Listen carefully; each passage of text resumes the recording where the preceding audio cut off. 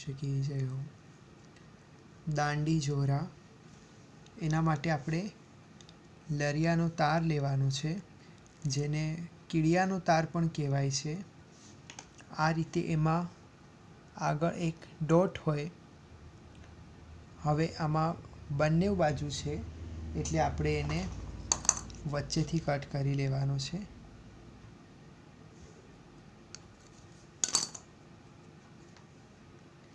હવે જોરા માટે કમલ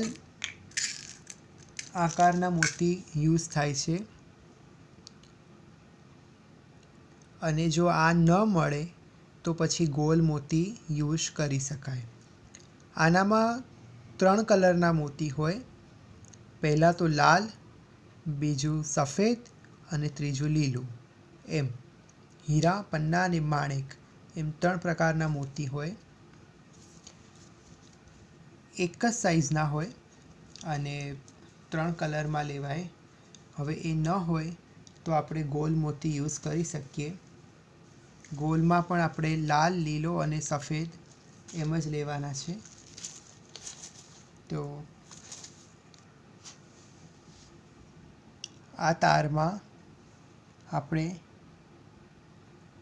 મોતી પરોવવાનું છે અને એની લટકન સિદ્ધ કરવાની છે.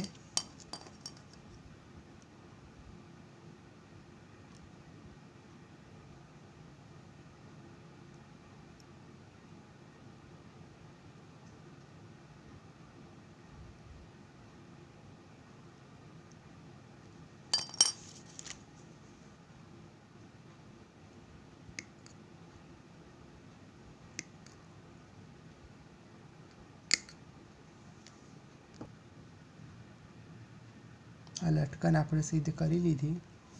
હવે જે આપણે રેગ્યુલર તાર યુઝ કરીએ છીએ એના કરતાં આ જાડો તાર છે.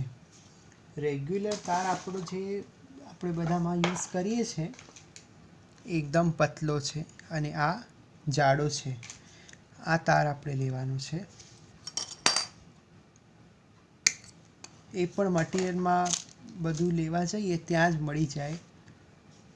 રેગ્યુલર કરતાં થોડો કડક છે. હવે એમાં ગોળ આપણે એને વાળવાનું છે. એમાં આ લટકનને પરોવી લેવાની છે.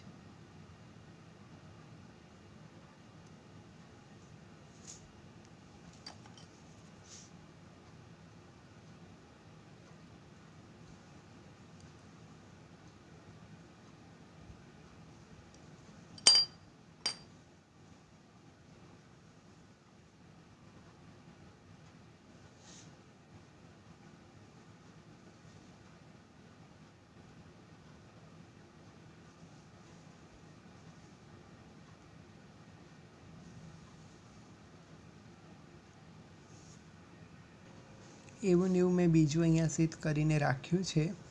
હવે આપણે એમાં નીચેના ભાગ પર દોરો વીંટી લેવાનો. પછી જ્યારે એવા મોતી કદાચ મળી જશે તો એ કમળવાળા મોતીનું પણ આપણે સેટ કરીશું.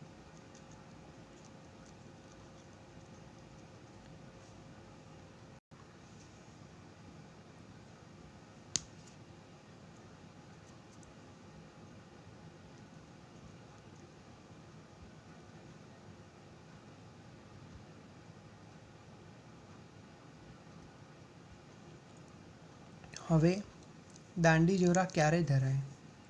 મોટા ઉત્સવ હોય ત્યારે ભારી શિંગારમાં કુલે જોડમાં દાંડી જોરા આવે. જન્માષ્ટમી છે, શ્રી મહાપ્રભુજીનો ઉત્સવ, શ્રી ગુસાઈજીનો ઉત્સવ, દિવાળી છે, આ બધા મોટા ઉત્સવમાં ભારે શિંગાર કુલે જોડ હોય, કુલે જોડની ઉપર બંને બાજુ ધરાવવામાં આવે.